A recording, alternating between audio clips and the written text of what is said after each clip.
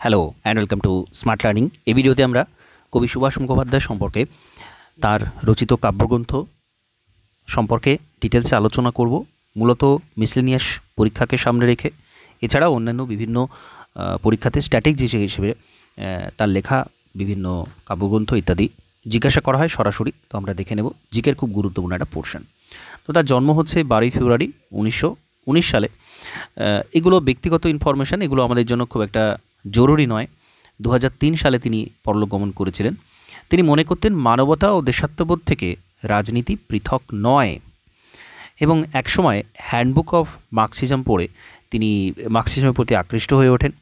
সদস্য পদ লাভ করেছিলেন পার্টির, এবং একসময় তিনি কারাবরণও করেছিলেন। যাই হোক, বুদ্ধদেব বসু সুভাষ মুখোপাধ্যায় সম্পর্কে লিখেছেন, তিনি ব্যক্তিবাদের বিরোধী। তার মুক্তি কামনা এলাকার জন্য নয়, সমগ্র মানুষের সমাজের জন্য। সাম্য সংহতি ছাড়া মুক্তির অন্য কোনো সংজ্ঞার্থ তার মনে নেই।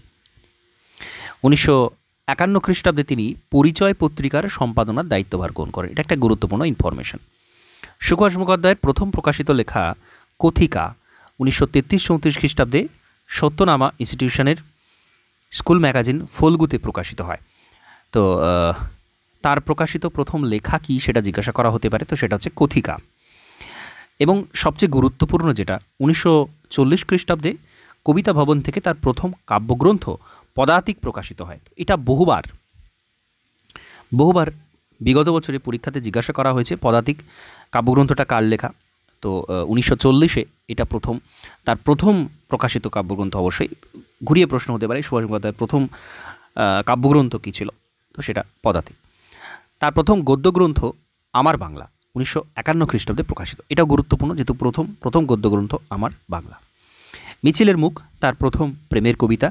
কবিতাটি অগ্নিকোণ কাব্যের অন্তর্গত। তো তার প্রথম প্রেমের কবিতা হচ্ছে মিছিলের মুখ, অগ্নিকোণ কাব্যের অন্তর্গত। তার রচিত কাব্যগ্রন্থ পদাতিক, অগ্নিকোণ, চিরকুট, ফুল ফুটুক না ফুটুক আজ বসন্ত, এই ধরনের বিভিন্ন যে উক্তি সেগুলো কিন্তু বিখ্যাত। তার কবিতার অনেক উক্তি এরকম রয়েছে। যত দূরেই যায় কাল মধুমাস, ছেলে গেছে বনে, একটু পা চালিয়ে ভাই, জল সইতে রোদ উঠেছে চলে যাই, চই চই চই চই, বাঘ ডেকেছিল, যারে কাগজের নৌকা, ধর্মের কল, একবার বিদায় দে মা, ছড়ানো মাটি, এইগুলো তার কাব্যগ্রন্থ। তার উপন্যাস কিছু রয়েছে গুরুত্বপূর্ণ। হংরাস, কে কোথায় যায় কমরেড, কথা কাও, চিঠির দর্পণে, এগুলো তার গুরুত্বপূর্ণ উপন্যাস, মনে রাখতে হবে। তার কিছু গদ্য গ্রন্থ রয়েছে। আমার বাংলা প্রথম প্রকাশিত যেটা, যেখানে যখন, ডাক বাংলায় ডায়েরি, নারদের ডায়েরি, যেতে যেতে দেখা, ক্ষমা নেই, টো কোম্পানি, খোলা হাতে খোলা মনে। তার কিছু অনুবাদ কবিতা রয়েছে। নজিম হিকমতের কবিতা, পাবলো নেরুদার কবিতাগুচ্ছ, হাফিজের কবিতা, চর্যাপদ, আমরু শতক, এগুলো। তো নাজিম হিকমতের সাথে সুভাষ মুখোপাধ্যায়ের প্রথম সাক্ষাৎ হয় 1958 সালে তাশখান শহরে আফ্রো এশীয় লেখক সম্মেলনে। সুভাষ মুখোপাধ্যায় নিজাম হিকমতের কবিতা অনুবাদের প্রয়োজন অনুভব করেন। বন্ধু রণজিৎ এবং স্ত্রী গীতা বন্দ্যোপাধ্যায়ের সাহায্যে তিনি নিজাম হিকমতের কবিতা অনুবাদ করেন। সুভাষ মুখোপাধ্যায় রচিত সুভাষচন্দ্র বসুর কর্মজীবনের অনুবাদমূলক রচনাটি হচ্ছে ব্যাঘ্রকেতন। এটা খুব গুরুত্বপূর্ণ, যেহেতু সুভাষচন্দ্র বসু সম্পর্কে তার কর্মজীবনের অনুবাদমূলক রচনা ব্যাঘ্রকেতন, এটা সুভাষ মুখোপাধ্যায় রচনা করেন। যত দূরেই যাই কাব্যের জন্য তিনি সাহিত্য একাডেমি পুরস্কার পেয়েছিলেন। এটা খুব গুরুত্বপূর্ণ।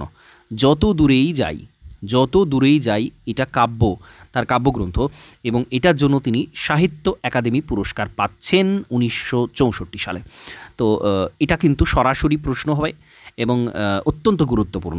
যতগুলো সাহিত্য একাডেমি পুরস্কার গুরুত্বপূর্ণ বিখ্যাত কবি সাহিত্যিকদের রয়েছে, সেগুলো আমাদেরকে জানতে হবে কোন সাহিত্যের জন্য, কোন কাব্যের জন্য বা কোন লেখার জন্য সেটা তিনি পাচ্ছেন, সেটা আমাদেরকে মনে রাখতে হবে। যত দূরেই যাই এটা সুভাষ মুখোপাধ্যায়ের লেখা কাব্যগ্রন্থ, সাহিত্য একাডেমি। আনন্দ পুরস্কার, সোভিয়েত ল্যান্ড পুরস্কার লাভ করেছিলেন। 1993-তে বিশ্বভারতী বিশ্ববিদ্যালয় তাকে দেশিকোত্তম উপাধিতে ভূষিত করে। এটা গুরুত্বপূর্ণ, দেশিকোত্তম বিশ্বভারতী থেকে এটা দেওয়া হয়। 1996-তে সুভাষ মুখোপাধ্যায় সাহিত্য একাডেমি ফেলোশিপ লাভ করেছিলেন। 1991-তে তিনি জ্ঞানপীঠ পান।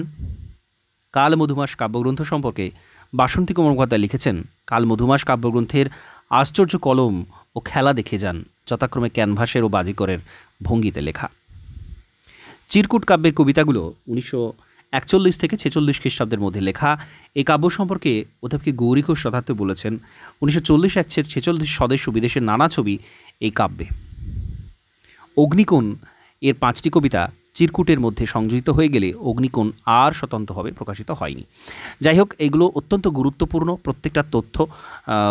উপন্যাস কাব্যগ্রন্থগুলোই সবচেয়ে বেশি গুরুত্বপূর্ণ, বাকি সবগুলো গুরুত্বপূর্ণ। তো আমাদেরকে একটু মনে রাখতে হবে সুভাষ মুখোপাধ্যায়ের এই সমস্ত লেখাগুলো সম্পর্কে, এবং তিনি কোন সাহিত্যের জন্য কি পুরস্কার পাচ্ছেন সেটাও কিন্তু গুরুত্বপূর্ণ। তো এই সংক্ষিপ্ত ভিডিওটা এখানে কমপ্লিট করছি। নমস্কার, ধন্যবাদ।